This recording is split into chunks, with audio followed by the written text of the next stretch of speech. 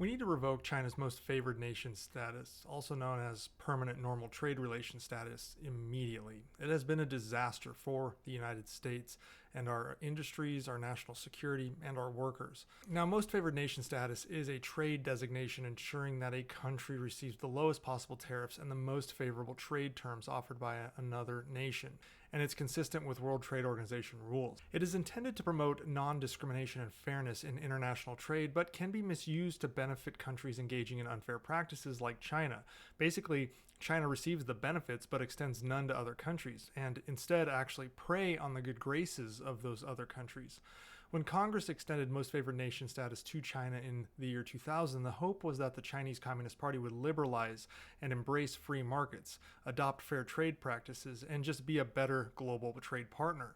That gamble has failed catastrophically. Instead of evolving into a fair trade partner, the Chinese Communist Party has taken advantage of America's open markets, eroded our manufacturing base, and emerged as our foremost adversary. From 1980 to 1999, China's most favored nation status was granted annually through presidential proclamations under the Trade Act of 1974, which stated the MFN could not be extended to a non-market economy, such as China, that maintained restrictive immigration policies. However, presidents used their authority to waive these restrictions every year, arguing that granting MFN status would promote freedom of immigration in China. Even after the Tiananmen Square massacre in 1989, efforts to end China's MFN status in Congress were thwarted by presidential vetoes or failed resolutions. In 1994, President Clinton promised to link China's MFN status to human rights progress, but quickly abandoned that promise. In 1998, Congress replaced the term most favored nation with normal trade relations to soften the rhetoric around the issue. I keep saying MFN, but it's actually PNTR. So 2 years later, with bipartisan support, China was granted PNTR status as it joined the World Trade Organization. So PNTR and MFN are just interchangeable, really. And China joining the World Trade Organization eliminated the annual review of its trade status.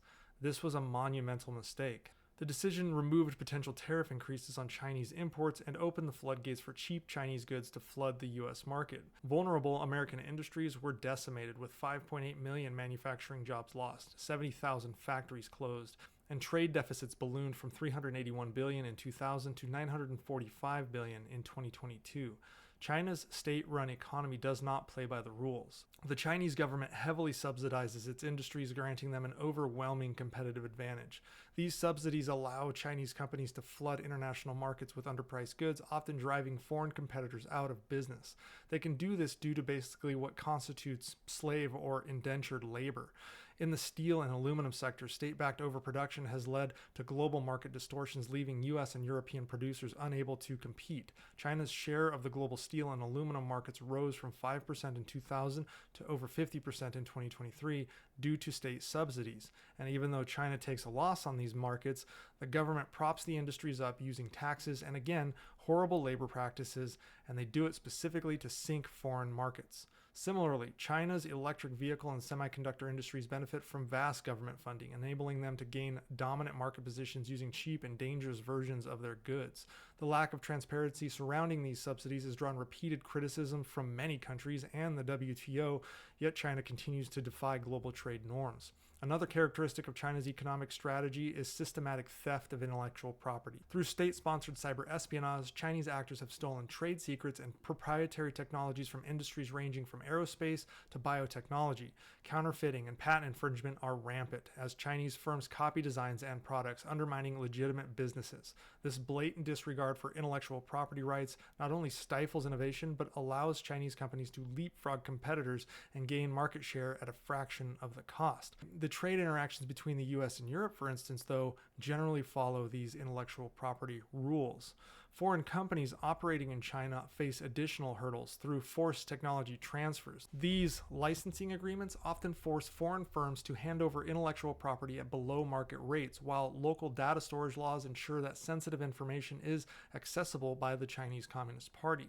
This coercion has enabled China to close technological gaps with global leaders, particularly in advanced sectors like artificial intelligence and quantum computing, and they were able to do it by basically being thieves.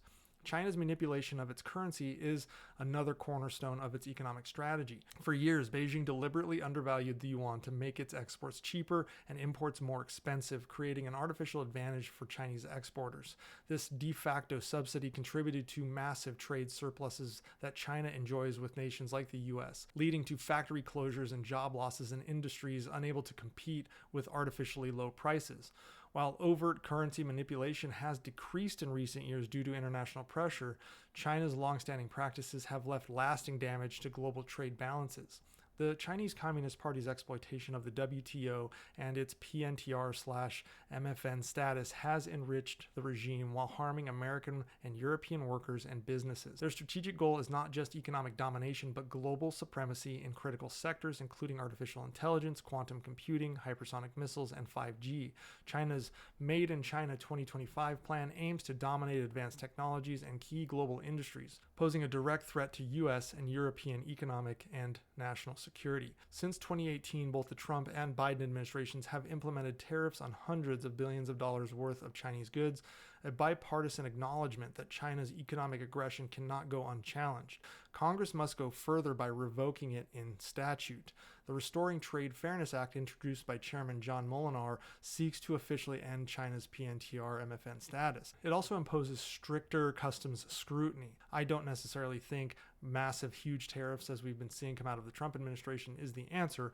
Just revoking the PNTR-MFN status would be enough. It would be enough to weaken the Chinese Communist Party's grip on global trade and create an estimated 3.4% deflationary pressure on China. It would force companies to rethink their dependency on China's supply chains, encourage reshoring of U.S. jobs, and restore economic leverage over Beijing. While Beijing is likely to retaliate with its own measures, the long-term benefits to American industries and workers far outweigh the risks. Granting China MFN status was a mistake. Permanently enshrining it through the PNTR was a catastrophic error.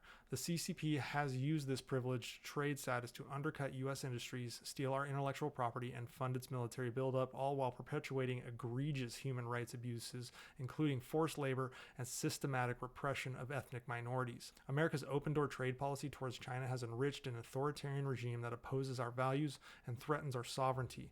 As Senator Tom Cotton stated, China never deserved this privilege in the first place, and China certainly does not deserve it today. Congress must revoke China's PNTR status, end its preferential treatment, and restore fairness in our trade relationship. This is not just an economic issue. It's a matter of national security and moral responsibility. If they cannot do it, all we're going to see is a tit-for-tat trade war when it comes to tariffs coming out of the Trump administration. This can be more broadly addressed through the revocation of MFN PNTR status, and it would protect American workers, industries, and our future.